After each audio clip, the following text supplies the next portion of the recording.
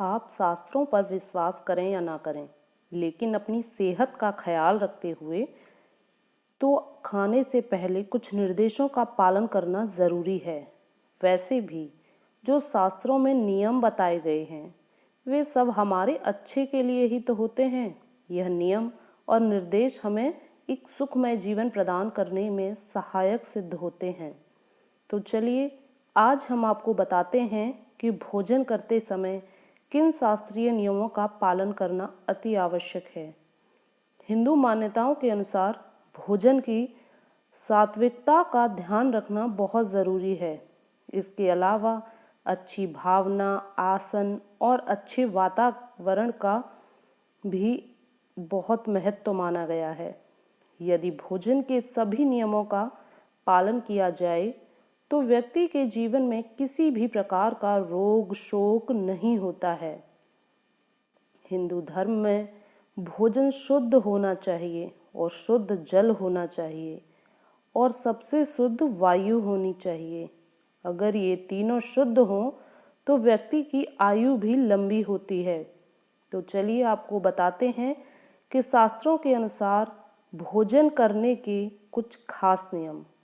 सबसे पहले बताते हैं भोजन करने के पहले अपनाए जाने वाले नियमों को। सबसे पहले भोजन करने से पूर्व हमें अपने दोनों हाथों और दोनों पैरों और साथ ही अपने मुंह को अवश्य ही साफ करना चाहिए। आधुनिकता की इस दौड़ में हम बहुत सारी चीज़ों को भूलते चले जा रहे हैं जो शास्त्रों में बताई गई हैं। खाना खाने से पहले ईश्वर का नाम लेना, उनका स्मरण और भगवान का धन्यवाद करना कि उन्होंने हमें भोजन करने का सुख प्रदान किया। भोजन के पूर्व अन्नपूर्णा माता का ध्यान करना, उन्हें धन्यवाद देना चाहिए। जब भोजन बनाएं तो शुद्ध मन से भगवान का स्मरण करते रहें, उनका ध्यान करते रहें। पूर्ण शुद्धता के साथ भोजन बनाएं और भोजन में जो पहली रोटी बने उसे गाय माता को खिलाएं और जो आखिरी रोटी को कुत्ते को खिला दें। ये आपको सुखी जीवन जीने में सहायक सिद्ध होंगे। एक मान्यता के अनुसार हमें भोजन भी रसोई घर में बैठकर ही करना चाहिए। शास्त्रों के अनुसार जो खाने का समय बताया गया है उसके बारे में चलिए बताते हैं हम। प्रातः और सायं ही भोजन का विधान है, क्योंकि पाचन क्रिया की जठराग्नि सूर्योदय से 2 घंटे बाद तक एवं सूर्यास्त से 2.5 घंटे पहले तक प्रबल रहती है।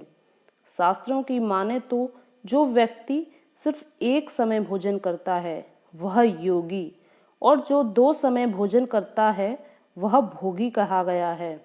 शास्त्रों में बताया गया है कि भोजन हमेशा पूर्व और उत्तर दिशा की ओर मुंह करके ही करना चाहिए।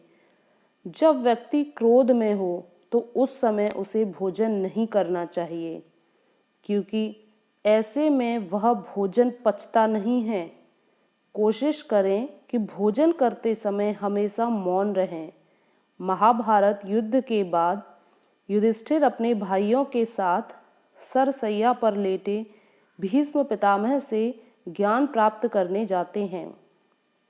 युधिष्ठिर को भीष्म पितामह ज्ञान देते हैं। इसी में पितामह भोजन के बारे में भी कुछ ज्ञान देते हैं कि किस तरह की थाली होनी चाहिए।